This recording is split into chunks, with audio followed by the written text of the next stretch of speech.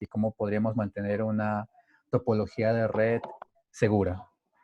Muchas veces hemos visto que la seguridad quizá no es algo prioritario para varios administradores de red, y lo que nosotros queremos pues es que deje de sentirse así, que la seguridad sea prioritaria. De hecho, la seguridad es muy importante, sobre todo en tiempos como el que estamos viviendo, y de alguna manera pues contribuir a que ustedes tengan una mejor visión de cómo se puede asegurar mejor una infraestructura telemática. Lo que vamos a ver al inicio en esta presentación va a ser un poco de definiciones. Vamos a quizá eh, transparentar ciertos términos que vamos a utilizar en esta presentación, términos que quizá ustedes ya los hayan escuchado, quizás tengan alguna duda sobre eso. Los vamos a definir aquí. Después vamos a hablar un poquito de qué es lo que me puede pasar si tengo vulnerabilidades, qué, qué consecuencias puede traer eso. Después vamos a ver algo que muchas personas se lo pasan por alto, pero me parece muy útil que ustedes lo tengan desde un principio, que son las propiedades de la información. Cuando trabajamos en seguridad no protegemos servidores, no protegemos servicios, protegemos información. Entonces esa información tiene que tener ciertas propiedades para que sea segura y sea útil para todas sus funciones. Y finalmente vamos a hablar del tema principal, que es hardening. Entonces, para empezar las definiciones, primero queremos explicar qué es una vulnerabilidad. Una vulnerabilidad es sinónimo de debilidad. Una vulnerabilidad es algo que a nosotros nos podría afectar o algo que en el futuro podría hacer que recibamos un ataque o un incidente, como vamos a ver más adelante.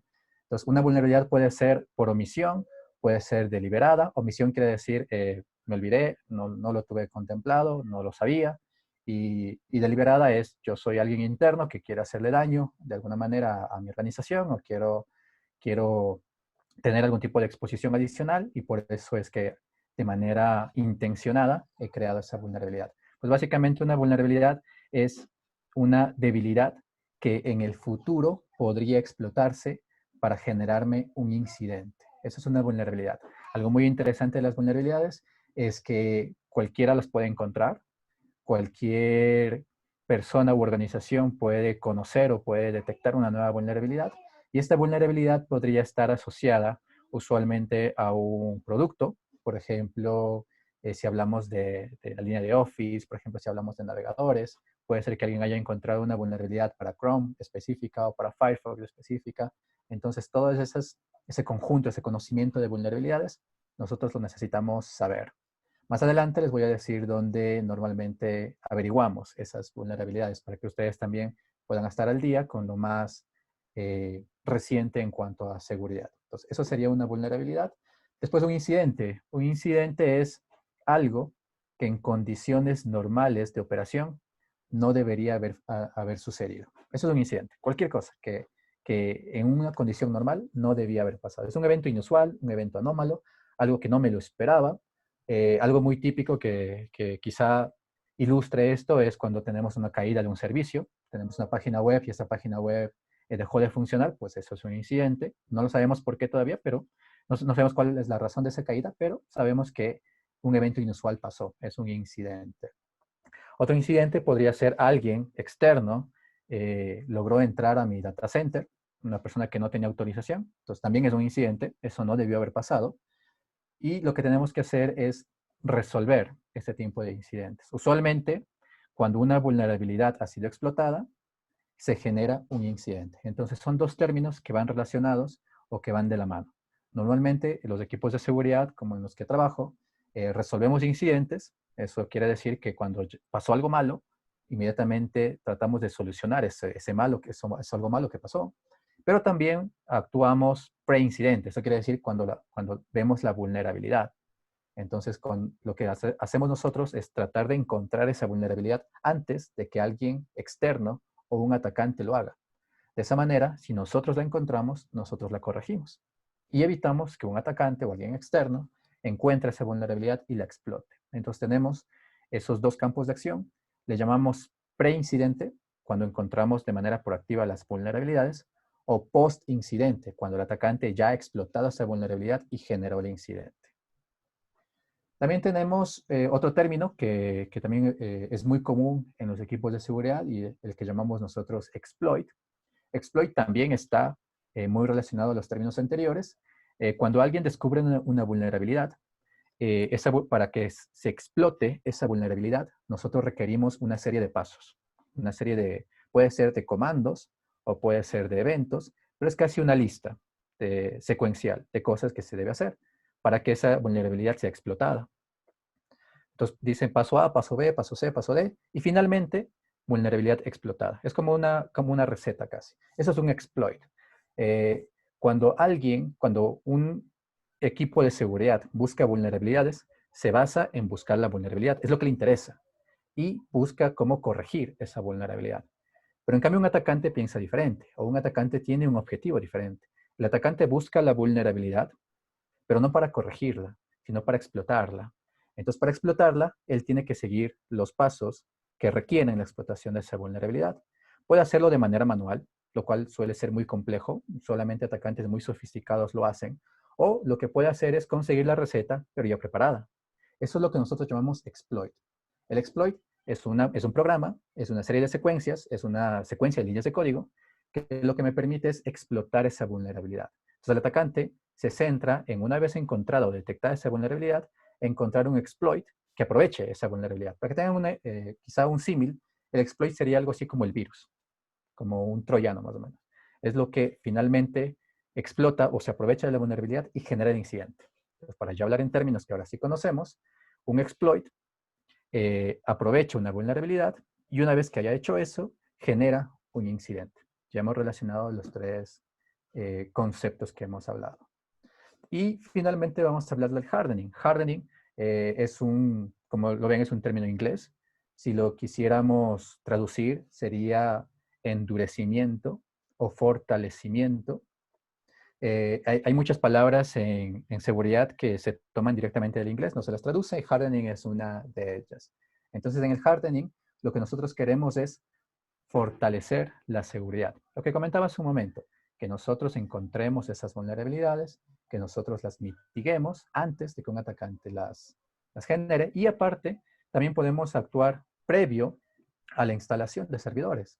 Lo que nos interesa es que una vez que alguien esté instalando servidores o configurando servidores o instalando topologías de red, pues que lo haga pensando en que sí, funcione muy bien esa topología, funcione muy bien ese servidor, pero que aparte tenga en mente ciertas consideraciones de seguridad que la van a hacer más robusta. Para que tengan una idea, hardening sería como securizar, hacer más robusto. Siempre es mejor hablar en analogías, quizá ahí nos entendemos un poquito mejor. Y el hardening sería algo como asegurar mi casa, por ejemplo. Entonces, medidas típicas de hardening para una casa, quizá ustedes las conozcan, dejar siempre la puerta con llave, muros altos, si ustedes lo requieren, quizá podrían poner mallas eléctricas. Eso, cada una de esas acciones fortalece más la seguridad de sus casas. Entonces, acá en seguridad también tenemos conceptos o recomendaciones muy, muy comunes que les ayudan a que sus infraestructuras de red sean más seguras. Eso sería en cuanto a definiciones. Después vamos a hablar sobre los diferentes tipos de expertos en seguridad. Usualmente, probablemente ustedes hayan visto diferentes categorías de personas que saben de seguridad, pero ya en el mundo real, cuando conversábamos con otras personas de seguridad, ya en foros, usualmente se refieren a estos tres tipos de expertos en seguridad. El Black Hat, el Gray Hat y el White Hat. El Black Hat, pues probablemente lo conozcan, es el malo, es el cracker, es el que busca hacer daño. Puede ser que haga daño a través de robo de información o también puede hacer daño a través de robo de dinero. Entonces, lo único que al Black Hat le interesa es hacer daño y conseguir algún beneficio para sí mismo. Usualmente el beneficio es un beneficio económico. Ese es el Black Hat. Después tenemos el Gray Hat. El Gray Hat es un intermediario. Digamos, él por defecto no hace daño, a menos que alguna motivación o algún tipo de pensamiento propio se lo pida o se lo diga así.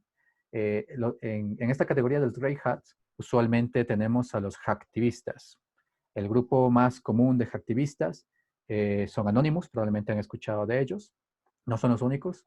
Ellos se los reconoce como Grey Hats porque a pesar de que en algunas ocasiones ellos piensan o hacen cosas en beneficio de la sociedad, en otras ocasiones también trabajan fuera de la ley, atacando gobiernos, atacando instituciones gubernamentales, atacando grandes corporaciones. Entonces, eso lo hacen motivados en su forma de pensar. Si está bien o si está mal, pues depende de cada persona, pero al final generan daño. Entonces, cuando atacan gobiernos, puede ser que algunos servicios de estos gobiernos dejen de funcionar, o cuando atacan grandes corporaciones, pues puede ser que estas grandes corporaciones dejen de funcionar o de alguna manera se ven impactadas y finalmente nos impacten a nosotros como sociedad también. Entonces, ese es un Grey Hat.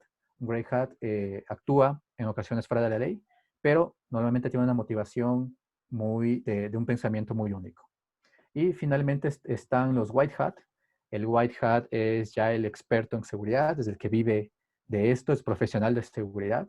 El White Hat es aquel que en ocasiones o muchas veces tiene que enfrentarse a los anteriores. Se enfrenta al Black Hat, se enfrenta al Grey Hat, porque el White Hat defiende. Él defiende gobiernos, él defiende corporaciones, defiende instituciones financieras. Entonces, tiene que haber un contrapeso para los Black Hat y Grey Hats, de tal manera que se puedan detectar, detener estas vulnerabilidades y estos incidentes. Entonces, normalmente, esta es la clasificación que vamos a encontrar usualmente ya cuando hablamos con profesionales de seguridad. Y la idea sería pues que nos convirtamos siempre en white hats, ¿no? Ahora, ¿qué pasa si tengo vulnerabilidades? Pues puede ser que yo tenga vulnerabilidades por varias razones. He puesto tres de las principales, las que mayormente he visto repetirse en varias organizaciones. Como les comentaba Fernando al inicio, pues he tenido la oportunidad de trabajar con muchas instituciones, tanto localmente como internacionalmente, y he podido ver cuáles son las principales causas de estas vulnerabilidades. Las he resumido en tres. La primera es falta de actualizaciones. Por algún motivo, no nos gusta actualizar. Si ustedes ven esta máquina, de acá, este computador, pues probablemente nunca en su vida hayan visto algo parecido o lo veamos muy, muy viejo. Si quisiéramos inclusive hacer cosas tan sencillas como navegar en una página web, probablemente esta máquina no nos permite hacerlo porque es muy antigua. Y lo interesante es que podemos distinguir fácilmente lo que es antiguo, podemos distinguir fácilmente que mientras más actualizado esté algo, mejor va a funcionar. Pero sin embargo, cuando hablamos ya de infraestructuras de red, pasa lo contrario. Los administradores de red suelen tener miedo a actualizar sus programas, actualizar su hardware, porque tienen ese miedo de que algo va a fallar. Y es cierto, varias veces cuando se actualiza algo, algo falla. Entonces, ¿por qué tenemos esa percepción mala de las actualizaciones? A ustedes como estudiantes probablemente les ha pasado. El Windows le gusta actualizarse por sí mismo y justo cuando ustedes más lo necesitan, justo cuando van a dar un examen o van a hacer una presentación o van a hacer un deber súper importante, justo en ese momento Windows les dice, necesito actualizarme, se reinicia, les dice actualización 1 de 500, por favor no me apagues porque si me apagas me daño.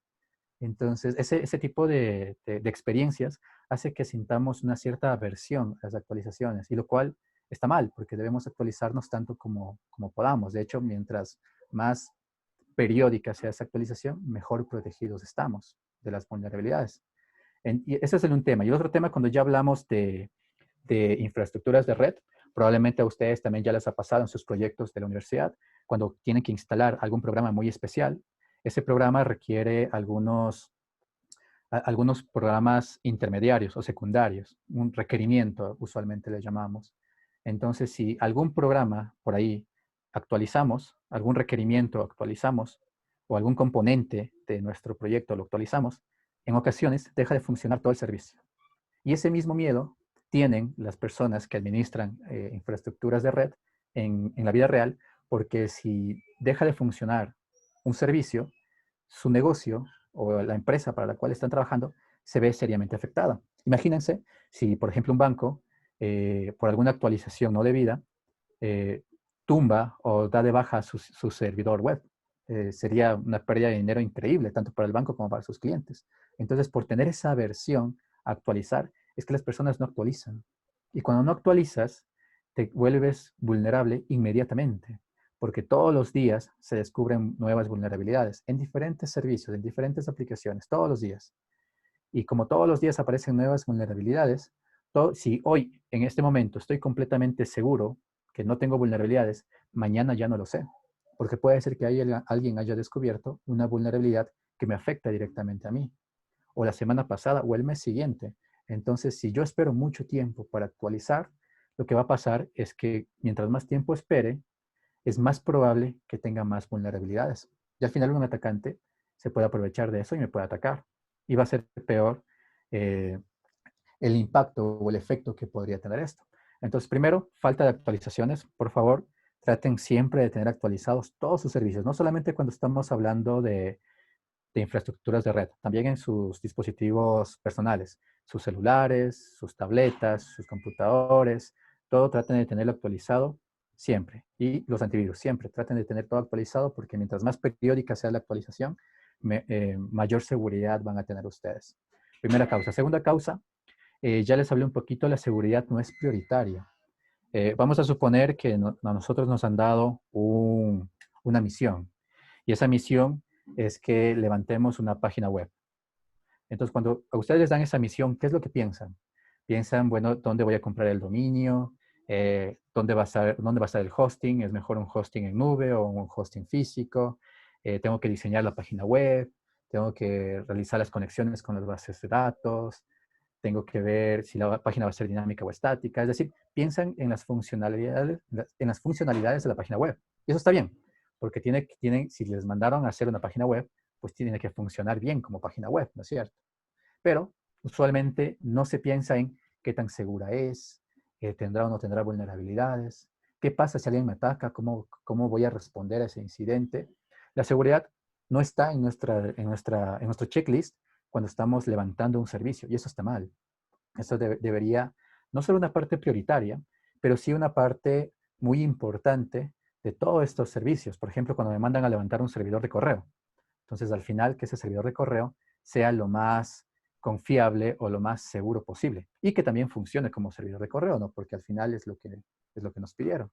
Entonces, tratar de quitar ese chip de que la seguridad es lo último o que a mí no me interesa la seguridad porque yo solo instalo páginas web y la seguridad depende de otras personas, lo cierto es que no es así, porque hay muchas veces que las personas que se dedican a crear páginas web, pues también tienen que de alguna manera securizar esas páginas web. O las personas que levantan otro tipo de servidores, pues también tienen que al menos tener alguna noción básica de cómo securizar esos otros servidores. Entonces, sí es bueno que como personas que conocemos un poco de tecnología, pues también tengamos algún cierto conocimiento acerca de seguridad, de tal manera que podamos mitigar de alguna manera la posibilidad de que tengamos vulnerabilidades. Esa sería la segunda causa. Y la tercera causa sería pocos expertos. Lo cierto es que este mundo de la seguridad es muy, muy pequeñito. Casi entre todos nosotros nos conocemos. Cuando vamos a los eventos de seguridad, pues veo las mismas caras. Y eso es un poco triste, porque lo ideal sería que existan más personas que trabajen o que entiendan mucho de seguridad, de tal manera que podamos aumentar los niveles de seguridad de Ecuador como país. Cuando empecé en todo esto, pues el nivel de seguridad en Ecuador era muy, muy malo. Hicimos varios análisis de vulnerabilidades, varios ethical hacking a diferentes servicios acá en el sector público de Ecuador. Y nos dimos cuenta que la seguridad era realmente casi inexistente. Casi cualquier persona que tuviera conocimientos básicos de seguridad podía atacar una institución pública o un servicio prioritario. Entonces, eso hace que la seguridad como tal, como país, se reduzca bastante y, y es algo que nos puede afectar tanto como ciudadanos. Entonces, por eso lo ideal sería tener, mientras más personas que conozcan de seguridad existan, pues es mejor, porque de esa manera securizamos o ayudamos a solventar las vulnerabilidades de varios sitios, de varios lugares. Entonces, y también, como hay pocas personas, el campo de acción para nosotros es muy variado. Es probable que si se especializan en seguridad, pues sean profesionales muy solicitados en diferentes industrias. Entonces no existiría algo como no encuentro trabajo o no me pagan bien. Es todo lo contrario. En seguridad siempre hay necesidad de nuevas personas que trabajen en seguridad y como somos pocos, pues los sueldos también son buenos. Entonces, si alguno de ustedes está interesado en especializarse en seguridad, pues anímese. Es muy bueno y sobre todo una profesión que te puede ayudar bastante a desarrollarte como persona y como profesional también. Entonces, si tenemos muchas más personas que se especializan en seguridad, pues esta causa de vulnerabilidades se vería afectada y tendríamos menos vulnerabilidades en general en nuestras organizaciones y en el país. Entonces, esas son las tres principales causas que hemos visto por qué se presentan vulnerabilidades en redes. Después, ¿qué pasa si sigo con vulnerabilidades? Pues prácticamente, como les decía hace un momento, voy a estar sin defensas. No podré responder hacia un incidente. Y cuando existen incidentes, no son incidentes sencillos o normales. Me ha pasado muchas veces que recibes un incidente, crees que lo mitigaste, pero inmediatamente el atacante vuelve y otra vez te ataca. Entonces, ese tipo de atacantes son muy sofisticados o están muy orientados a atacar a una organización específica. Nosotros conocemos a eso como APTs, como amenazas avanzadas persistentes. Entonces, cuando tenemos un atacante de ese tipo, que tiene ese nivel de sofisticación, si del otro lado, si la contraparte no se ha corregido las vulnerabilidades y no se tiene una persona que sea capaz de responder ese tipo de incidentes, pues lo que va a pasar es que el atacante se va a apoderar de esa infraestructura. Y cuando se apodera de esa infraestructura, pues básicamente el atacante se convierte en administrador y puede utilizarla para los fines que él requiera, para los fines que él desee. Y también estaríamos indefensos ante exploits. Hace un momento ya les hablaba sobre los exploits. Al fin y al cabo, el atacante los busca, los encuentra. Les decía que el atacante es el más interesado en encontrar los exploits, pero nosotros también. Nosotros también encontramos esos exploits no para atacar, sino para saber cómo funcionan y para identificar un comportamiento similar en nuestras infraestructuras. Entonces, si nosotros vemos que el exploit ejecuta A, luego B, luego C y luego D, y nosotros vemos en nuestros monitores o vemos en nuestra red que algún proceso por ahí está ejecutando A, luego B, luego C y luego D, pues inmediatamente sabemos que hay un exploit. Y ese exploit lo podemos detener, lo podemos eliminar, lo podemos analizar, siempre y cuando, como les decía, pues tengamos securizada nuestra red y una persona que pueda interpretar o entender esto. Entonces, por eso es muy importante que estemos al día con las vulnerabilidades y estemos al día con la parte de seguridad. De esa manera, pues podríamos responder a este tipo de ataques. Hace un momento también ya les decía, nosotros como especialistas en seguridad no nos interesa defender servidores, no protegemos servidores, no es nuestro trabajo. Nosotros protegemos información, la información que contiene ese servidor, eso es lo importante. Entonces, si es un servidor web, probablemente por detrás existe una conexión a una base de datos. Si es, si es un sitio web transaccional, pues por detrás me imagino que debería tener una base de datos con usuarios y contraseñas que acceden a mi sitio transaccional. Entonces, eso es lo que me interesa defender al final. Lo cierto es que defender el servidor es una primera barrera, pero el objetivo del atacante no es apoderarse del servidor, sino apoderarse de esa información. Entonces, lo que al final nosotros buscamos es defender la información o proteger la información. ¿Y cómo se protege la información? Pues debemos estar seguros de que esa información tenga ciertas propiedades o ciertas características que se mantengan en el tiempo y que de esa manera consideremos a la información como segura. Probablemente, si ustedes buscan propiedades de la información en Internet, encuentren que la información se encuentra asentada en tres pilares. Los tres pilares son estos tres primeros que vemos: confidencialidad, integridad y disponibilidad. Lo cierto es que es muy importante ver o centrarse en estos tres pilares, pero cuando ya hablamos más específicamente de seguridad, lo que nos interesa son cinco pilares en totalidad. Entonces, aparte de los tres iniciales que veíamos, pues también añadimos dos adicionales que a nosotros nos permiten entender o estar tranquilos de que la información realmente está resguardada. Entonces, la primera propiedad o el primer pilar de información sería la confidencialidad. Confidencialidad quiere decir que solamente quien tiene permiso para ver esa información, pues la vea o la manipule o la edite. Solamente quien tenga permiso, no un tercero no autorizado. Entonces, por ejemplo, si hablamos de la universidad, quizá en sus notas, quien tiene derecho a ver sus notas, pues son ustedes, el profesor. Eh, que yo tenga derecho a ver sus notas, pues no tiene sentido, soy un externo. Entonces, eso sería resguardar la confidencialidad. Después tenemos la integridad. La integridad quiere decir que la información ha sido editada solamente por alguien autorizado.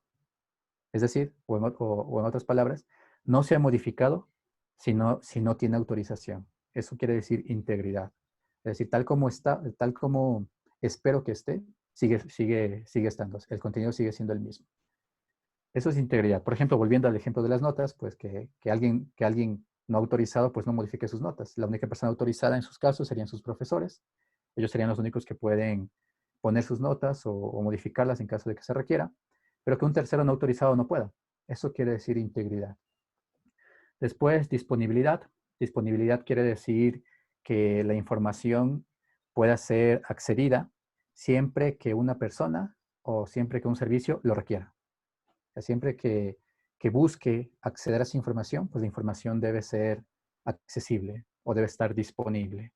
Eso quiere decir disponibilidad. En el mismo ejemplo de sus notas, pues que solamente que si ustedes dieron un examen hoy y el profesor les dijo que la semana siguiente van a estar sus notas ya publicadas, pues la semana siguiente deberían estar ya publicadas. Eso quiere decir disponibilidad. Después tenemos la autenticación. Autenticación quiere decir que tenemos que saber o tenemos que tener plena identificación de quién ha generado esa información. Digamos, si alguien creó un documento, pues debemos poder conocer quién creó ese documento. Si alguien me envió un correo, pues tengo que estar totalmente seguro de quién me envió ese correo, de quién es realmente la persona que me envió ese correo. Y lo mismo, con cualquier tipo de información, con base de datos, siempre que alguien ha modificado o ha creado información, debo saber quién fue el que creó o modificó esa información. Eso es autenticación. Y finalmente el último es el no repudio. No repudio quiere decir que si yo envío un correo, yo no tengo manera de decirles que yo no lo he enviado. Eso quiere decir no repudio, es el no rechazo. Si yo les envío un documento de Word, pues ustedes deberían tener todas las herramientas para demostrar que fui yo el que envió ese documento de Word. Y yo no podría negar que no lo envié. Eso quiere decir el no repudio. Entonces, esos son los 5 pilares de la información. Toda información que nosotros almacenemos deberían cumplir con estos 5 pilares. Si nosotros cumplimos con todo esto, podríamos decir que nuestra información está segura, podríamos decir que nuestra infraestructura está segura. Como le decía, no protegemos servidores, pero al no haber sido atacados nuestros servidores, pues también la información se mantiene segura. Entonces, eso es lo que finalmente todo especialista de seguridad busca proteger. Ahora, ya hablando más en términos de hardening, que es lo que nos interesaba a nosotros, pues primero quería mostrarles algunas topologías de red que son consideradas seguras. Cuando alguien tiene que diseñar un data center o alguien tiene que diseñar una nueva granja de servidores, pues primeramente piensa en qué topología de red le va a otorgar o en qué topología va a ordenar a sus servidores y a sus estaciones. Entonces, he traído algunas propuestas que podrían ustedes utilizar. Estas propuestas no son inventadas por mí. Acá arriba ustedes ven la fuente. La fuente es el Proyecto Amparo. Por si no lo han escuchado, el Proyecto Amparo es un equipo de expertos en seguridad de acá de Latinoamérica que han diseñado o siempre entregan recomendaciones acerca de seguridad. Y una de esas recomendaciones, pues, es qué tipo de topología de red podría considerarse segura. Los primeros estamos viendo una topología que ellos le llaman red básica segura. Básica segura la calificamos como segura porque primero tenemos alguien que nos protege, tenemos un firewall. En muchas ocasiones, y probablemente les haya pasado a ustedes, que cuando están haciendo sus proyectos, el firewall se ve como algo molesto, se ve como algo que no deja que funcionen mis servicios. No sé si les ha pasado alguna vez, están haciendo un proyecto, no funciona, siguieron todos los pasos, no funciona, deshabilitan el firewall y ahí sí funciona. Entonces, hay muchas personas que se quedan con eso en mente y prefieren deshabilitar ciertas protecciones para que sus servicios funcionen. Y es cierto que está mal. Deberíamos tener siempre alguien o algo que esté protegiéndonos de por medio. Y el nivel más básico de protección es un firewall. Aquí vemos una conexión a Internet a través de un roteador que pasa después por un firewall. Y el firewall está dividido en segmentos. Eso también es súper importante. No puedo conectar todo al mismo puerto del firewall, sino que debería tenerlo dividido en zonas. Y aquí tenemos dos zonas. Bueno, tres si contamos al Internet. Dos zonas internas, que serían servicios públicos y red interna. Siempre es mejor todos estos servidores que necesito sean accesibles desde Internet, tenerlos en una zona separada. Esta zona separada usualmente le llaman DMZ. Va a ser un término muy común que van a escuchar en su vida profesional. DMZ quiere decir zona desmilitarizada. Y básicamente aquí ponemos todos los servidores que van a estar expuestos directamente hacia Internet. Un servidor web, por ejemplo, un servidor de correo electrónico requiere conexión a Internet, se conecta a Internet directamente. Un servidor de DNS, si es que yo administro mi propia zona, también podría estar conectado a Internet. Un servidor de aplicaciones, si ustedes así lo requieren. Un servidor FTP, que va a estar publicado a Internet. Todo lo que ustedes quieran publicarlo a Internet debe estar en una zona separada, en una DMZ, y publicado a través de un firewall. Y en una zona diferente, pues yo podría tener mi red interna. Mi red interna, pues podría tener también estaciones de trabajo, son mis clientes, son las computadoras ya finales, impresoras, celulares, todo lo que ustedes deseen. Y también la red interna usualmente tiene servidores internos. Entonces tiene servidores como, es muy típico el servidor de dominio, el Active Directory, es muy común en una red interna. Tenemos servidores de aplicaciones internas también, servidores de bases de datos, que puedes tener DNS internos, todo lo que sea interno. Todo lo que sea interno podemos ponerlo en la red interna, siempre separado. Y de esa manera, este es un esquema muy básico, muy básico, en el cual estamos respetando la diferenciación de operatividad de cada uno de nuestros servidores y estamos poniendo una protección intermedia que es un firewall.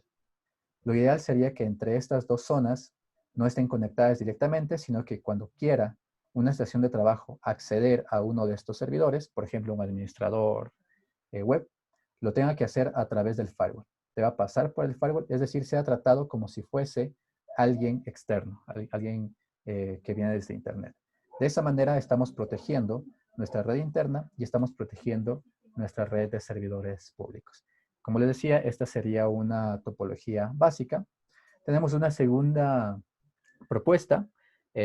Proyecto Amparo a esto le llama red segura redundante. Redundante, piensen nosotros en redes, siempre pensamos en redundancias. Identificamos un único punto de falla y donde hay ese único punto de falla, en lugar de que haya uno, ponemos dos cosas. Pero hace un ratito ustedes veían que aquí había un único firewall. Ese era un único punto de falla. Entonces, como ya no, ¿qué pasaba si fallaba el firewall? Inmediatamente, tanto mi DMZ como mi red interna podrían quedar aisladas de Internet o aisladas entre sí porque mi firewall dejó de funcionar. Entonces, como hay un único punto de falla ahí, lo que hacemos es, en lugar de poner uno, ponemos dos. Y de esa manera, si falla el uno, no pasa nada, el otro sigue funcionando. De esa manera, tratamos de corregir o fortalecer aún más la seguridad de nuestra topología. Tengan esto en mente. Este es un tip que siempre les va a funcionar. Siempre propongan redundancias. Siempre. Donde ustedes identifiquen punto único de falla, ahí en lugar de tener un equipo, ponen dos. Siempre. De esa manera, securizamos más o fortalecemos más la seguridad de nuestra topología. Entonces, como ven, otra vez esto es muy similar. Lo único que hemos hecho es aumentar un firewall y la funcionalidad interna pues sigue siendo similar. Esta sería una red segura redundante. Y tenemos ya una red segura, totalmente segura, ya con varios monitores, ya con varias consideraciones de seguridad. A esta el proyecto Amparo le llama red segura segmentada y redundante. Otra vez, cuando ustedes vean un único punto de falla, pues en lugar de uno pongan dos. Hace un momento veíamos que teníamos un único ruteador, pues ahora ya no, ahora tenemos dos. Ya no tenemos un único firewall como en la primera topología, sino ahora tenemos dos. Es decir, si uno de ellos se cae, no pasa nada, el otro sigue funcionando. Pero aparte, fíjense algo, están conectados entre sí. Este ruteador de aquí está conectado tanto al firewall 1 como al firewall 2. Y este ruteador de acá también está conectado al firewall 1 y al firewall 2.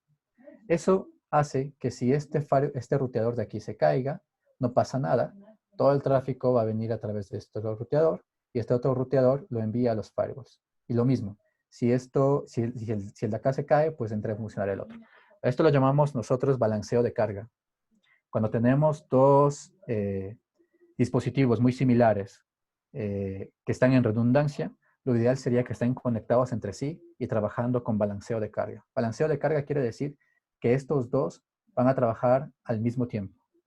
Van a estar trabajando, van a trabajar, digamos, con la mitad de la capacidad que lo haría si solamente uno está instalado. Y distribuye la información hacia adentro, hacia los firewalls en este caso. Si alguno de ellos se cae, no pasa nada, el otro sigue funcionando, eso es inmediato, se activa inmediatamente. El otro comienza a funcionar, absorbe todo el tráfico de red que el otro ya no deja, ya no recibe, y comienza a enviárselo hacia los demás firewalls. Entonces, por eso le llamamos redundante y también le llamamos segmentada porque ahora fíjense qué pasó. La DMZ sigue estando aislada, los servidores que están publicados en Internet siguen estando aislados, pero ahora la red interna se segmentó. Ahora la red interna ya tiene una sección para estaciones de trabajo y tiene una sección para servidores internos. Entonces ya no tenemos como teníamos en las anteriores topologías que estaban en el mismo segmento, sino que ahora se han segmentado, se han diferenciado. Y de esa manera podemos tener inclusive más seguridad. Ahora para que alguien de la red interna se comunique con un servidor de DMZ o ingrese a un servidor de red interna, tendría que pasar sí o sí a través de un firewall. Entonces eso también nos entrega mayor seguridad. Y aparte, si ustedes se fijan, tenemos un nuevo segmento de red. Algo diferente, no lo veíamos en las otras topologías. Esta la llamamos red para pruebas, o algunos le llaman honeynet. Es básicamente una red que a mí me sirve probar cosas. Entonces, si yo quiero, por ejemplo, modificar algo en mi servidor, actualizar o modificar algún servicio, en lugar de probarlo directamente en el servidor que está en producción, que está en mi DMZ, lo pruebo acá. Entonces, como lo pruebo acá, yo puedo saber primero si deja de funcionar, si alteró en algo su forma de comportamiento o si me volvió más vulnerable. Ha pasado. En ocasiones pasa que instalas una actualización y corriges una vulnerabilidad, pero se abrieron otras 2 o 3. Entonces, todo eso tenemos que saberlo antes de realizar un cambio en nuestros servidores que están en producción, que están vistos hacia Internet. Entonces, esta red de pruebas es para eso, es para hacer pruebas. Es para que probemos todo lo que podríamos modificar y ver si genera algún impacto o no en nuestros servicios reales. Entonces, esta es una topología de red muy segura. De hecho, si ustedes miran las topologías de redes de organizaciones muy grandes, van a lucir muy, muy similares a lo que estamos viendo acá. Esta es la más segura. Y aparte, se ha incrementado una capa adicional de seguridad, que en este caso ha implementado un sistema de IDS. IDS quiere decir detección de intrusos. Entonces, la detección de intrusos es algo muy similar a un firewall. Lo que hace es analiza el tráfico de red y determina si hay un comportamiento que sea sospechoso, que sea extraño. Como lo que comentamos hace un momento de los exploits. El exploit ejecuta A, B, C y D. Entonces, lo que él está buscando, el sistema IDS, está buscando esa secuencia. Él busca A, B, C y D. Y una vez que lo encuentra, me alerta. Entonces, ¿dónde está buscándolo? Si ustedes se fijan, está buscando en las entradas de Internet. Aquí hay un sensor en la entrada al router 1. Hay otro sensor en la entrada al router 2. Y hay otro sensor en la entrada a la DMZ. Si se desea, se puede tener otro sensor en la entrada a los servidores internos, otro sensor en red de pruebas, donde yo quiera saber, donde yo quiera conocer si existen trazas de ataques, pues yo puedo poner un sensor. Eso es un sistema IDS. También podrían encontrar sistemas muy similares que se llaman IPS. IPS quiere decir prevención de intrusos. Se diferencia del IDS en que el uno toma acción y el otro no. El IDS, como es detección, él solo detecta. Entonces, él solamente cuando detectó algo malo, me avisa. Entonces, me dice, oye, administrador, aquí hay algo malo, por favor, revisa tú. Eso es una detección de intrusos, solamente detecta. En cambio, el prevención de intrusos, él previene. Entonces, cuando él detecta algo malo, le corta. Entonces dice, no, esta conexión es mala, entonces la termina. O esta sesión es mala, entonces manda a terminar la sesión, o bloquea la IP. Algo hace que ese contenido malicioso que estaba sucediendo deja de suceder. Por eso se llama prevención de intrusos. La funcionalidad es básicamente la misma, lo único que los diferencia es la acción. El uno solamente alerta y el otro detiene. Entonces, estas serían las topologías seguras. Traten de usar este tipo de topologías de acá, la más robusta. Traten de tener siempre redundancia, como les decía, y traten de tener sistemas de detección o de prevención de intrusos que estén censando en varios puntos de su red. Traten siempre de tener una red de pruebas. En esta red de pruebas vamos a tratar de prevenir o vamos a tratar de identificar si podríamos tener algún problema con alguna actualización. Hace un momento les decía, la gente tiene miedo de las actualizaciones y es porque cuando actualizas algo, ese algo se daña. Entonces, en lugar de actualizar algo en un servidor que esté en producción, pues actualicen ese algo en un servidor que esté en su red de pruebas. De esa manera ustedes pueden saber si realmente afecta o no afecta. Si es que sí afecta, pues tienen la oportunidad de identificar cómo corregir esa afectación. Y si no afecta, pues tienen ya la seguridad de que esa actualización pueden aplicarla en su DMZ, en sus servidores en producción, y que todo va a seguir funcionando normalmente. Entonces, traten siempre de utilizar topologías similares a estas, y si llegan a algún lugar y quieren evaluar algo de la seguridad, pues también pidan la topología de red. Solo leyendo la topología de red, ustedes ya pueden saber si una infraestructura se hizo o se instaló pensando en seguridad o no. Eso con respecto a las topologías. Después hablemos un poquito de tips para hacer más seguras nuestros servidores locales. Eh, un tip que usualmente no le gusta cumplir a la gente o a los administradores es que es mejor si un servidor cumple una única función. Como veíamos hace un momento, ¿no? Si tengo un servidor web, pues que solo sea servidor web, nada más. Si tengo un servidor de correo, que solo sea servidor de correo, nada más. Hay personas o hay administradores de red que les gusta poner todo en el mismo servidor. Ahí mismo tienen el web, ahí mismo tienen el correo, ahí mismo tienen el Active Directory, no respetan DMZs, no respetan redes internas, y cuando algo pasa, cuando un atacante se apropia de un servidor, él puede aprovechar todo ese servidor, todo lo que tenga ese servidor. Si en ese servidor tenía 4 o 5 servicios, el atacante puede afectar los 4 o 5 servicios. Entonces tratemos de que al menos un servidor funcione solamente para una cosa.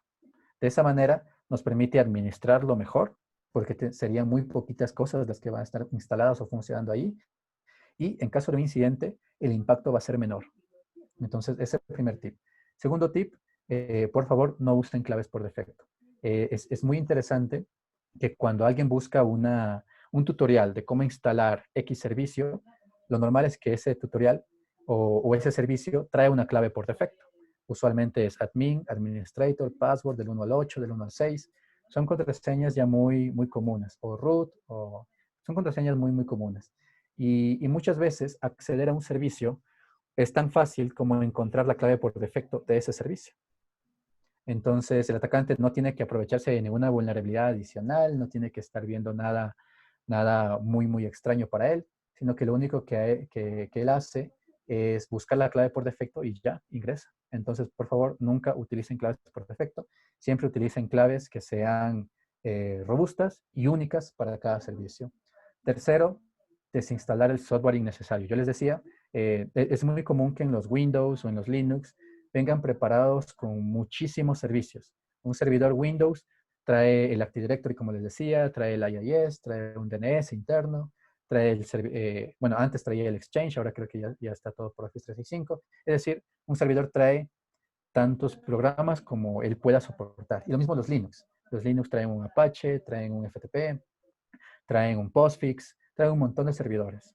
Y esos servidores, si yo no los desinstalo o no los desactivo, puede ser que el atacante se aproveche de eso e ingrese por ahí. ¿Qué tal si yo tengo en un Linux un postfix instalado por defecto. Ese postfix podría aceptar conexiones a través de SMTP y un atacante puede aprovecharse de eso y usar mi servidor como servidor para enviar spam. Yo ni enterado porque en ese servidor lo único que tenía un servidor web y no tomé las precauciones de o desinstalar el postfix o desactivar el postfix. Entonces, por favor, traten de todo lo que sea innecesario, todo lo que no sea la función de su servidor, desinstalarlo o desactivarlo. De esa manera están ustedes más tranquilos y más seguros de que ese servidor está más securizado. Siguiente, bloquear usuarios que no estén en uso. Es muy común que para acceder a un servidor, una persona tenga su usuario, otra persona tenga su usuario, otra persona tenga su usuario y otra persona tenga su usuario. Y cuando una de esas personas renuncia, resulta que el usuario que tenía no se borró. Es muy común.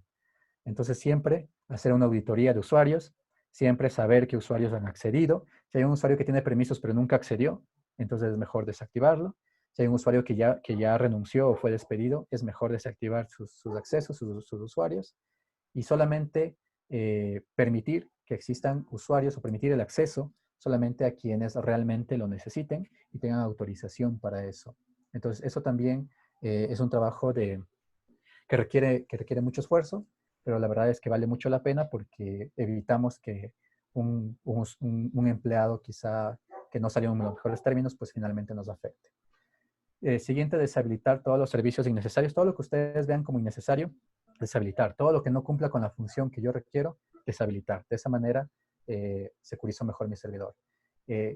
Lo siguiente es abrir únicamente puertos que necesite usar. Por ejemplo, si yo tengo un servidor web, pues un servidor web usualmente requiere el puerto 80 y el puerto 443. Entonces, solamente habilitar esos puertos, nada más. No telnet, no SSH, no correo, nada. Solamente lo que yo necesite. Tener siempre backups, por favor. Esto es súper importante. De todo lo que ustedes consideren importante, obtener un respaldo. Si, llegado el caso, un atacante se apodera de esa información o la borra, ustedes pueden restablecer sus servicios casi sin afectación. Si ustedes no tienen backups, al final el atacante va a secuestrar su información y podría causar serio impacto en sus organizaciones. Siguiente, ya hablamos de actualizar el software, ya hablamos por qué, es súper importante, tan periódicamente como ustedes puedan. Si pueden hacerlo una vez por día, está bien, si pueden hacerlo una vez por semana, está bien, pero siempre en una periodicidad corta, que ustedes queden al día con las actualizaciones y con las vulnerabilidades ya corregidas. Siguiente es el principio del menor privilegio. Esto quiere decir que si una persona para hacer su trabajo solamente tiene que leer una cierta información, pues lo ideal sería que solamente le demos permisos de lectura. ¿Para qué les vamos a dar permisos de edición de un archivo que no requiere editar? Entonces, siempre trabajar con el principio del menor privilegio. Solamente lo que tú requieres para tu trabajo, eso se te otorga, nada más. Y finalmente, monitoreo constante. Monitoreo constante quiere decir siempre debo estar al día, siempre debo saber si mis servidores están consumiendo la RAM que yo espero, si mis servidores están eh, utilizando el espacio de disco duro que yo requiero, la CPU que normalmente utilizan, porque si yo comienzo a ver que hay incremento en uso de CPU o uso de RAM o uso de disco duro, pues podría ser un indicador de un incidente, podría ser que mi servidor está haciendo algo que normalmente él no hacía. O lo mismo pasa si tenemos la situación contraria. ¿Qué pasa si de repente el uso de mi CPU bajó a un nivel muy cercano a cero? Quiere decir que los servicios que estaban detrás de ese servidor ya no están funcionando. El servidor web se cayó o el servidor de correo se cayó. Entonces necesito yo saber qué pasó. Entonces, la única manera de estar pendiente de eso es con monitoreo constante. Eso para servidores locales. Ahora ustedes saben que tenemos una tendencia a la migración a servidores en nube. Hay muchas organizaciones que ahora prefieren tener servidores en nube porque en el largo plazo es más barato que sostener algo físico, algo local. Entonces, cuando estamos trabajando con servidores en nube, aparte de los tips que les di hace un momento, debemos tener otros tips adicionales. Y primero, cuando yo accedo a un servidor en nube, pues lo hago remotamente desde mi PC. Entonces, mi PC también debe tener un hardening. Mi PC debe tener un buen antivirus, licenciado y actualizado. Mi computador o mi PC debe tener un sistema de DLP. DLP quiere decir Data Loss Prevention, es decir, que se asegure de que mi servidor, de que no me estoy robando la información que es propiedad de la organización. La persona que utilice ese computador pues también debe tener cierto entrenamiento de seguridad, de tal manera que se imaginan si ese computador de ese administrador de red es infectado y finalmente este administrador de red se conecta a un servidor en nube, podría infectar ese servidor en nube también. Entonces, por eso es que se requiere que ese PC que utiliza el usuario para conectarse remotamente, pues también tenga seguridad. Siguiente, como me conecto remotamente, pues tratemos de dejar de utilizar esos usuarios que tienen privilegios de administrador. En los Linux es muy usual el usuario root. Hay muchas personas que no deshabilitan el usuario root o que no crean nuevos usuarios. Eso es un error, porque si nosotros seguimos utilizando el usuario root, si un atacante se apodera de ese usuario, pues inmediatamente tiene permisos sobre todo el servidor. Puede causar un daño muy, muy grande. Y segundo, si un atacante quiere ingresar a mi servidor, él requiere usuario y contraseña. Y si el usuario ya lo conoce porque sería root, pues ya está a mitad del camino, solo le falta la contraseña. Entonces comienza a probar root con un montón de contraseñas. Entonces no debemos darle esa facilidad al atacante, sino que debemos hacerle más difícil que pueda escanearnos o que pueda apoderarse de nuestros servidores. Entonces por eso deshabiliten el usuario root. Siguiente, utilicen doble factor de autenticación donde puedan. En todos los lugares que se los permita, utilicen doble factor de actualización. ¿Por qué? Porque si un atacante de alguna manera se apodera de su usuario y contraseña, él va a requerir ese segundo factor. El segundo factor usualmente es un SMS que les envían a su celular o tienen un token que genera códigos basados en una semilla, códigos usualmente de 6 dígitos, o un código que les llegue a sus correos, o preguntas reto, preguntas que solamente ustedes sepan. Eso es un doble factor de autenticación. Entonces el atacante ya no le sería útil tener solamente usuario y contraseña, sino que aparte debería tener acceso a las preguntas reto que ustedes tenían, lo típico de cuál es el segundo apellido de tu padre, cuál fue el nombre de tu primera mascota, cosas así. O debería tener acceso a su celular para recibir el SMS con el código o recibir su correo electrónico con su código, o tendría que tener acceso al token físico. Y eso es más difícil. Entonces, si usamos doble factor de autenticación donde nos permitan hacerlo, es mucho mejor, se protege mejor el acceso a esos servidores en nube. Siguiente, tener política de contraseñas. Política de contraseñas quiere decir que el usuario debe tratar de generar contraseñas tan robustas como él pueda. En este momento, una contraseña robusta usualmente es considerada de 12 a 16 caracteres. No es necesario que pongan códigos aleatorios, no es necesario que ustedes pongan caracteres especiales, números, no, sino mientras más grande sea su contraseña, mejor. Si quieren usar una frase como contraseña está muy bien, eso funciona bastante bien, pero fíjense en la longitud. De 12 a 16 caracteres o 24 caracteres es muy bueno. De esa manera evitan que alguien pueda adivinar su contraseña. Siguiente, protejan con firewall. Ya vimos la necesidad en las topologías. Siempre debe estar protegido por un firewall. Y adicional, es mejor si filtran el contenido. Filtrar el contenido, hay servicios en Internet que lo que hacen es ponerse en la mitad. Si vemos acá en las topologías, ustedes ven que desde Internet les llega información directamente a sus routers. Entonces, alguien puede ponerse en la mitad y funcionar casi como un IDS. Pero lo que hace es, aparte de detectar algo malo, no solo que lo detecta, sino que lo filtra, no se los envía. Eso es filtrado de contenido.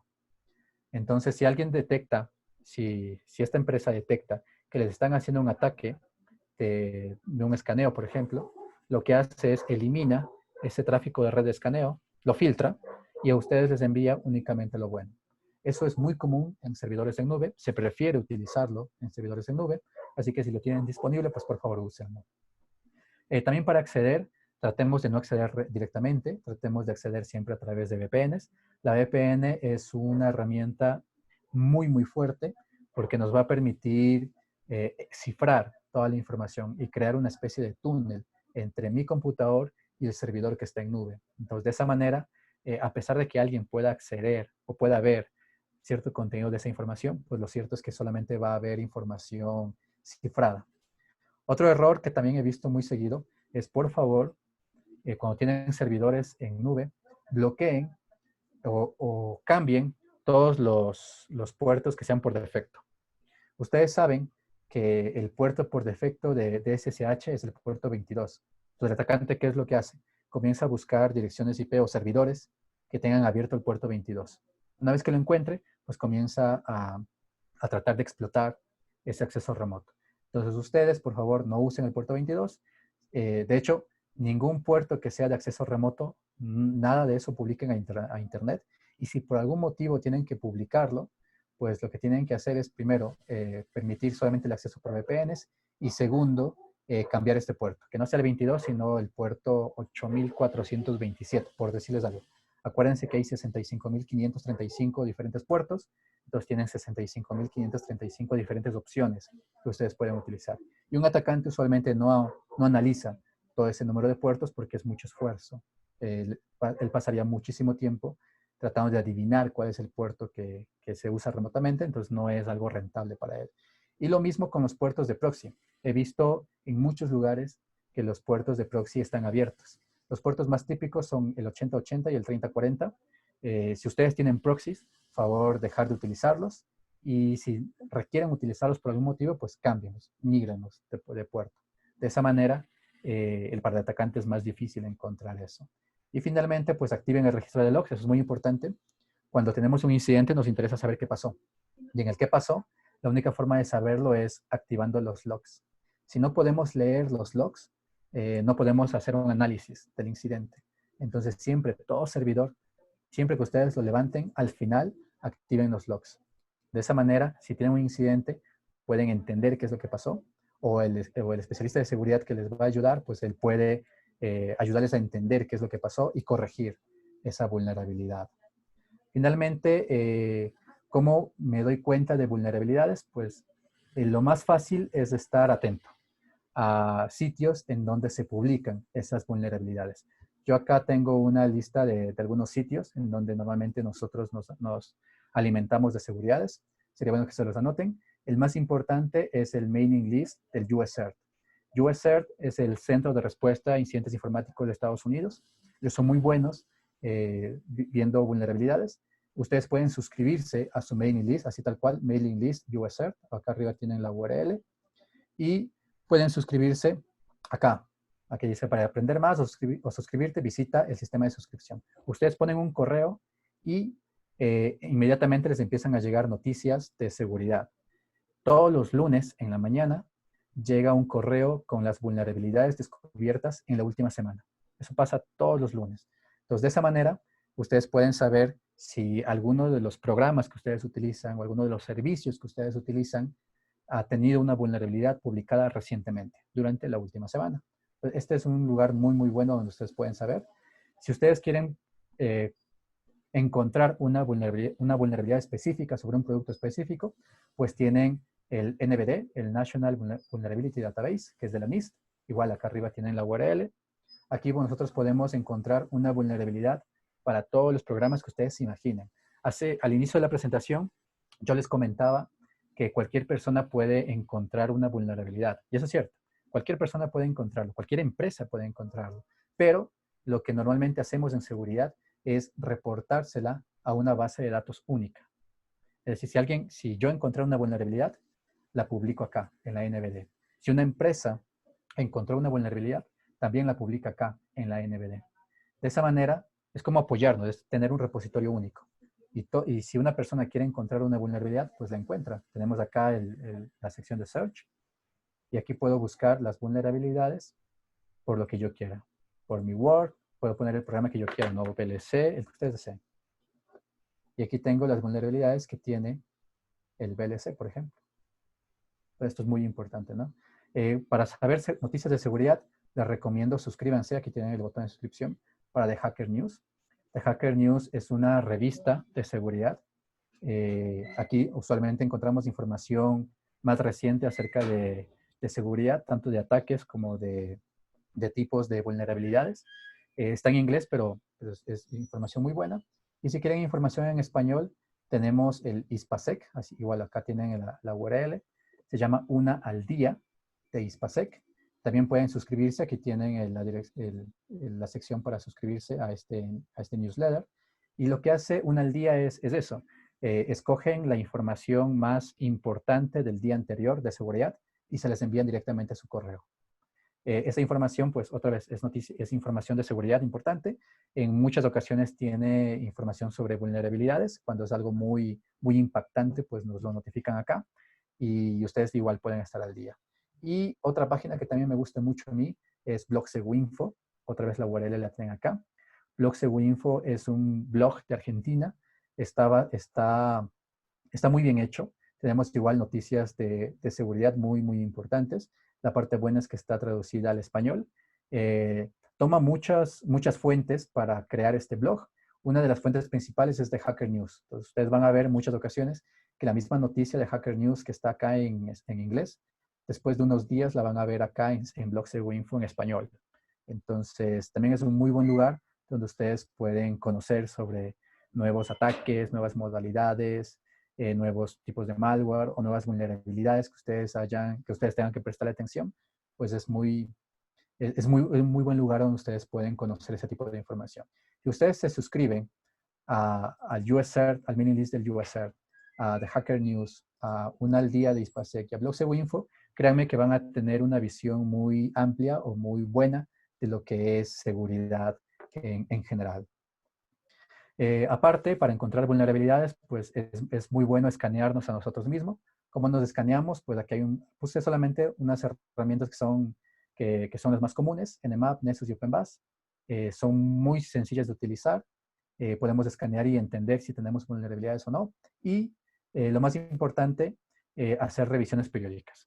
En ambientes de preproducción y QA es muy similar a las redes de pruebas que les hablé hace un momento, solamente que aquí son más especializadas. Preproducción quiere decir justo antes de pasarme a producción y QA quiere decir Quality Assurance, quiere decir cuando estoy recién desarrollando o construyendo mi aplicación o mi programa, pues en ese ambiente de aseguramiento de calidad, de Quality Assurance, yo puedo identificar si existen vulnerabilidades o no, es decir, antes de pasar a la producción.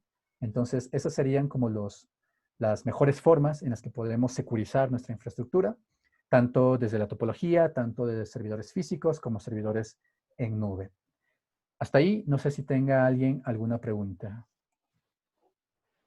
Sí, agradecemos a Diego por la presentación y a continuación hacemos la sección de preguntas. Para preguntar, hacen la manito y les damos la palabra.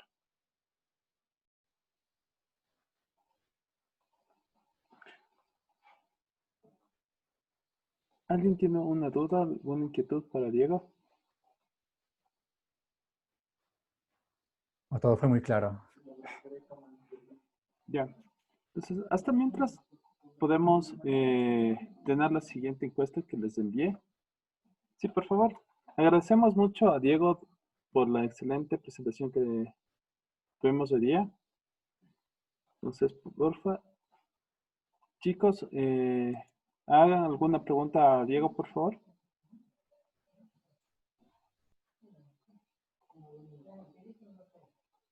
Listo. Por favor, contesten. Luis Puchaycela, dim. Buenos días, Inge. Yo tengo una pregunta. O sea, sobre lo que dijo los usuarios root. Al momento que para mejorar nuestra seguridad tengo que cambiarle, o sea, pasarle esa administración a otro usuario, como, como si fuera un usuario root. Eso quiero desearía que me aclare, por favor. Es correcto. Es muy común que en los Linux el usuario que tiene los mayores privilegios es root. Y es muy común en los Windows que el que tiene mayores privilegios es administrator o admin. Entonces, si yo permito que sigamos usando ese usuario, el atacante podría adivinar mi contraseña. Ya no tiene que adivinar el usuario porque ya lo conocería. Es un super administrador. Y aparte, si el atacante se apropia de su usuario, puede eh, manipular o eliminar o tener todos los privilegios sobre mi servidor. Entonces, lo ideal sería, si yo necesito un usuario super administrador, pues lo creo. Puedo crear otro usuario con un nombre diferente en Linux, con un nombre diferente en los Windows, le doy los otros privilegios y deshabilito el usuario root. De esa manera, sigo yo teniendo el control, sigo yo teniendo todos los privilegios, pero el atacante ya no conocería ese nuevo usuario. Y para que él conozca o pueda adivinar cuál es el usuario superadministrador, pues tendría que hacer mucho esfuerzo y normalmente no lo hace. Entonces, traten de deshabilitar esos usuarios que vienen por defecto. De esa manera también fortalecemos más la seguridad. Y si ustedes requieren crear otros usuarios, lo ideal sería tener un único superusuario adicional y los otros usuarios que tengan la premisa del menor privilegio. Si alguien tiene que acceder solamente a una carpeta específica, pues le damos acceso únicamente a esa carpeta. Si alguien tiene que leer ciertos archivos, pues le damos solamente permisos de lectura de esos archivos. Nada más. Tampoco nos conviene que tengamos 5, 6, 20 servidores, usuarios administradores en cada servidor, porque eso incrementa la probabilidad de que si hay un ataque, el impacto sea más grande.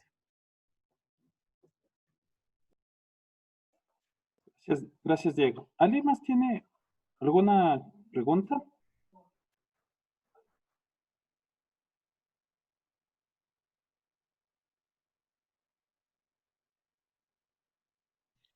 Buenos días, yo ahorita una pregunta.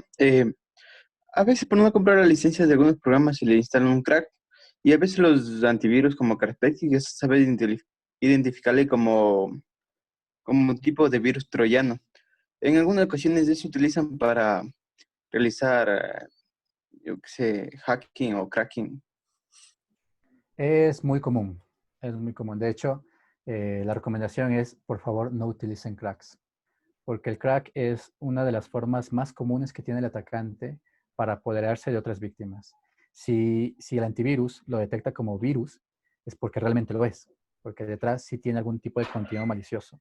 Puede ser que sea un troyano, como lo decías, es decir, que el atacante se conecta o remotamente tiene acceso a su computador. Puede ser que a ustedes los conviertan como parte de una botnet, o puede ser que utilicen su computador para, por ejemplo, hacer minería de criptomonedas. Es muy común ahora en este momento. Entonces, el atacante se aprovecha de eso y también deben tener en cuenta algo muy interesante, y es que en Internet o en el mundo en general no hay personas que sean tan desinteresadas como para tomarse muchas horas encontrando cómo craquear un programa para después entregárselos gratis. Eso no tiene sentido. Quizá haya pocas personas por ahí, quizá los que apenas están iniciando en esto, sientan eso, pero lo cierto es que la gran mayoría de personas que hacen este tipo de cosas buscan un lucro o una forma de obtener beneficio de ustedes. Entonces, esa otra forma puede ser accediendo remotamente o robándoles su información. Puede ser que ustedes les roben sus cuentas bancarias, sus cuentas en redes sociales, o puede ser que utilicen su computador para otras cosas. Puede ser que los utilicen, como decía, para minar criptomonedas. Ustedes, no sé si noten que su computador comienza a volverse lento de repente, comienza a encenderse mucho el ventilador porque está haciendo mucho proceso. Entonces, ese tipo de cosas adicionales usualmente las traen los cracks. Entonces, por favor, no usen cracks, traten de usar software licenciado, y si no existe, si no quieren pagar por esa licencia, pues usualmente siempre existe una alternativa en open source para esos programas. Entonces, traten de no evitar o de no utilizar cracks, porque normalmente abren la puerta para otro tipo de ataques. Ya listo. ¿Alguien más tiene una consulta? Brandon, por favor. Yo una pregunta. O sea, ¿existe la posibilidad que un agente externo tenga el control de nuestra computadora? Es decir, no sé, pero a veces mi computadora, por decir un ejemplo, se enciende sola, aún estando apagada. Es correcto. De hecho, es muy común. Lo vemos muy común acá en Latinoamérica. He visto muchos ataques de ese tipo. Usualmente la finalidad que tienen es el robo de contraseñas bancarias, pero también pueden robar cualquier otro tipo de información que tengas. Lo ideal, si comienzas a notar comportamientos extraños en el computador, lo ideal sería ejecutarle o analizar ese computador con un buen antivirus licenciado, hacer un escaneo completo y o la otra forma, si se mantiene este tipo de comportamiento, sería definitivamente formatear el computador. Porque si vemos comportamientos extraños como el que mencionas, de se prendió solo, se mueve el mouse solo, se me cierran aplicaciones solas, se me abren aplicaciones solas, mi computador de repente se volvió muy lento, ese tipo de señales nos indican que alguna anomalía está pasando por detrás y probablemente sea algún tipo de infección. Ya listo, listo. Gracias. Sí. Gracias. Ahora vamos con Ángelo. Buenos días. Respecto a los programas que administran las contraseñas de un computador, ¿sí es recomendable utilizarlos o es preferible que cada uno administre sus propias contraseñas? En seguridad utilizamos mucho los gestores de contraseñas. De hecho, cuando llegamos a algún lugar, algún nuevo trabajo, algún, algún nuevo equipo de trabajo, pues siempre elegimos utilizar gestores de contraseñas. Para que tengan una idea, el gestor de contraseñas más común o más extendido se llama KeePass. Les voy a escribir por acá. Es muy, muy bueno. Sirve para almacenar ahí tus contraseñas. Sirve para almacenar ahí tus contraseñas, para que puedas generar inclusive contraseñas que sean muy robustas. Es muy común utilizarlas, pero prefieren utilizar gestores de contraseñas que almacenan esa contraseña de manera local. Entonces, KeePass lo almacena de manera local. OnePass también lo almacena de manera local. Pero existen otros gestores que los almacenan de manera remota. Por ejemplo, el gestor de Mac. Eso envía a la nube sus contraseñas. Eso no es muy bueno. Cuando ustedes vean algo que quiere enviar sus contraseñas a nube, no lo utilicen. O los gestores de los navegadores. Me imagino que han visto cuando ingresan una contraseña en Chrome o en Firefox, les aparece un pop-up que les dice almacenar las contraseñas. Eso por favor no lo utilicen, porque eso primero, no existe ningún tipo de protección para acceder a esa información. Cuando alguien está frente a su computador puede ver esa información sin ningún problema. Y segundo, la envían a nube. Entonces, como la envía a nube, mejor no utilizarla. En cambio, KeePass es muy bueno y OnePass también es muy bueno porque su gestor de contraseñas, para acceder a esa contraseña, tú tienes que poner otra contraseña. Es la forma en la cual puedes resguardar. Una persona que esté frente a tu computador no va a poder ver directamente las contraseñas, al menos que conozca la contraseña primaria o la contraseña maestra. Y la contraseña maestra, lo ideal sería que sea muy robusta, como les decía, 12, 16 o 24 caracteres, muy, muy robusta, y que solamente ustedes la conozcan. Nunca se anoten la contraseña en un papel, nunca se anoten la contraseña en algún archivo interno de Word, de Excel, no, nunca, porque es lo más común que nosotros encontramos. Antes, les comento, yo hacía operativos y iba a buscar incidentes de seguridad y a veces detrás de esto había un delito, entonces íbamos con policía y la forma de encontrar la contraseña era muy sencilla, porque en el computador o estaba debajo del teclado un papelito con las contraseñas, o estaba pegado en la pantalla un papelito con las contraseñas, o en el primer cajón del escritorio había un papelito con las contraseñas, o había un cuaderno donde en alguna de las hojas había las contraseñas, o en el escritorio había un documento de Word, un documento de Excel con las contraseñas. Entonces, eso por favor nunca lo hagan, prefieran utilizar gestores de contraseñas, es la forma más sencilla y aparte les permite crear una contraseña única para cada servicio. Me imagino que ustedes tienen 20, 30 servicios diferentes o usuarios diferentes y deberíamos tener 20 o 30 contraseñas diferentes también. Ahora vamos con la pregunta de Jennifer. Buenas tardes, Inge. Mi pregunta es más por si hay cómo cifrar información, porque también hay casos en que simulan páginas y ingresar los datos o sea, un caso de hackeo. O, por ejemplo, cómo se puede hacer cuando ingresas información, por ejemplo, el pago del libro de inglés y es el único pago que, por ejemplo, yo hice con la web. Y después de un tiempo me asomó que, no sé si se sacaron de ahí esa información, pero me asomó un pago que no hice. Entonces, también hay como cifrar credenciales y así. Y cuando estamos en un mercado de pago, pues tenemos que estar seguros que el link que nos dieron nos haya dado el vendedor realmente. Entonces, en algunas ocasiones sí hemos visto que te llegan correos como tienes un paquete pendiente en FedEx, o tienes un paquete de Servientrega, por favor ingresa aquí para pagar, o tienes impuestos que pagar por X paquete, ingresa aquí. Eso de preferencia ignórenos o contacten al vendedor. Entonces, lo mejor es que el mismo vendedor les diga dónde pagar o en qué URL pagar. Si el vendedor les da esa URL o ese sitio, es muy probable que sea muy seguro. Aquí en Ecuador, al menos la superintendencia de bancos para el tipo de pagos en línea es muy estricta y todo lo que haya pasado por eso pues va a ser muy seguro. En el caso de pagos internacionales, pues PayPal es muy bueno. Pagar en Amazon, por ejemplo, es muy sencillo. Pagar en eBay, que es también con PayPal, es también muy sencillo. Confíen en ese tipo de empresas muy grandes, muy sólidas, de tal manera que ustedes tengan confianza en eso. Y con respecto a lo segundo, es muy probable, si era una tienda no muy conocida o quizá no muy buena o no muy grande, es probable que haya sufrido algún tipo de exposición de seguridad, pero también las tarjetas, aquí en Ecuador al menos tenemos esa costumbre de entregársela al vendedor cuando estamos haciendo una compra física. Le entregamos al vendedor y el vendedor la pone en el DataFast. En algunas ocasiones, ese DataFast puede ser comprometido también, porque al fin y al cabo ese DataFast está conectado a Internet.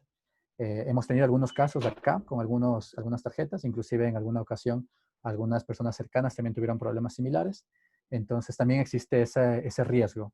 Asegurar que la tarjeta de crédito fue vulnerada en un sitio u otro, pues es muy complejo, es muy difícil y por eso es mejor tratar de tener mayores precauciones con las tarjetas que uno maneja. Como les decía, si voy a hacer un pago en línea, pues asegurarme que el sitio o el link que me dieron realmente me lo dio el vendedor y sea una empresa grande.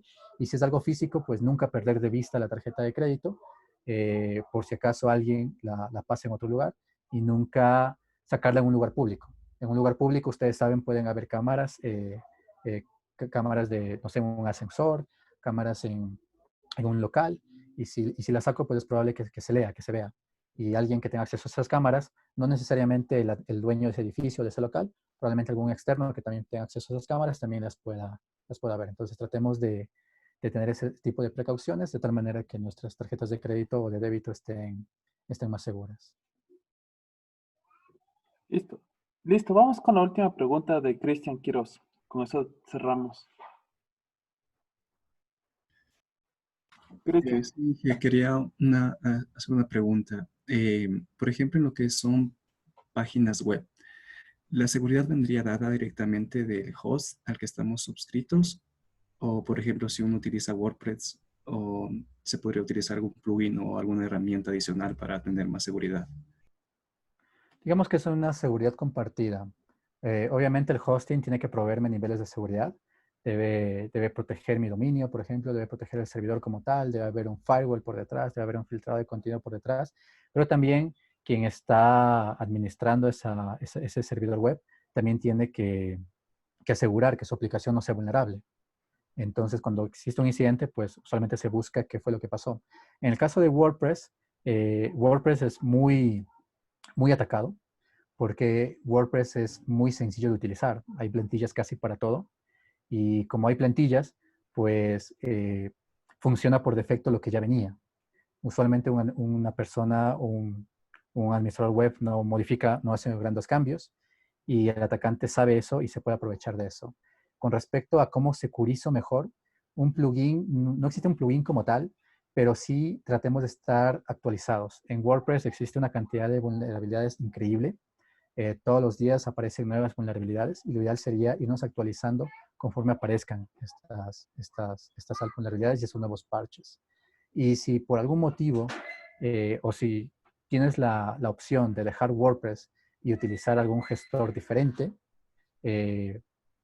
hacerlo. O si puedes crear una página web desde cero, sin necesidad de un content manager, como WordPress o como Joomla, por ejemplo, también favor hacerlo. Ok, gracias. Listo. Agradecemos mucho a Diego por su excelente participación y nos vemos a la siguiente. Muchas gracias a todos por haber asistido. Un gusto, muchas gracias.